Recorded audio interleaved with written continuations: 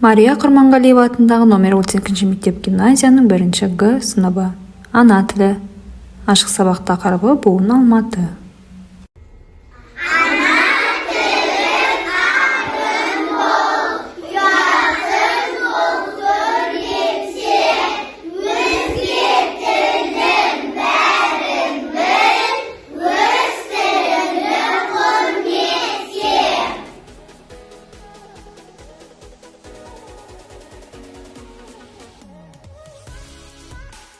Метроның жылдамдығына сәйкес кім жылдам ойыны ойнатылады.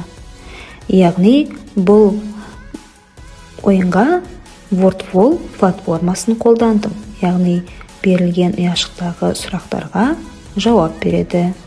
Егер сұрақ жауабы дұрыс болса, жасыл түс жанып, оқушыларға керемет деген пікір қалдырылады.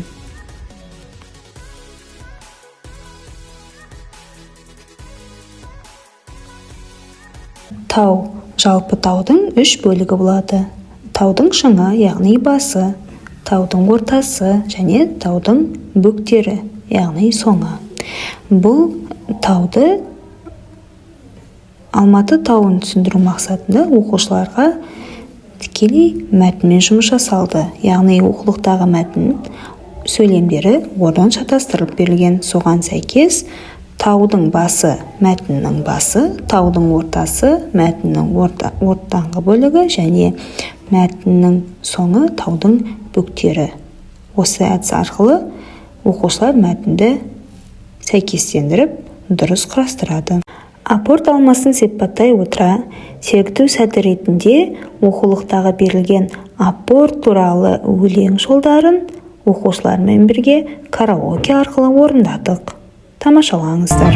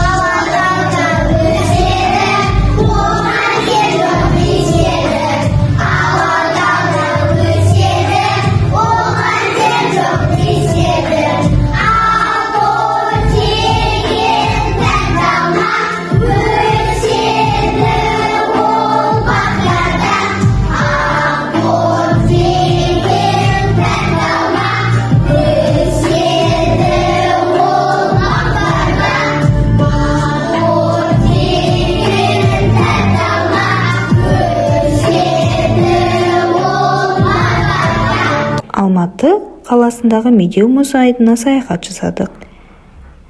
Медеу мұз айдынында хоккей ойнадық. Оқулықтағы берілген жаттығу бойынша буындардан сөз құрау. Әр топқа қақпа және қақпаға дәл соғып тигізетін шайбалар берілді. Шайбалар сәйкестендіру арқылы қақпаға дәлдеп соғады. Соған сәйкес буындардан сөз құрайды. Құраған буындарын буын түрлеріне ажыратады. Яғни ашық буын, тұйық буын, бітеу буын. Сонымен қатар біз үлкен Алматы көліне саяхат жасадық. Біз бұл көлден балықтар ауладық.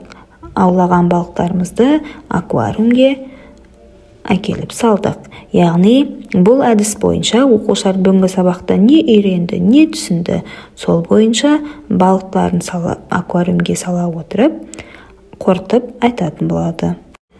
Біздің ашық сабағымыз бойынша үзінді сәттерден фото суреттерді қабыл алыңыздар. Яғни бұл кезде кім жылдам ойыны арқылы жүргізіліп жатқан сұрақтар. Және де бұл жүргізіліп жатқан топтық жұмыстар.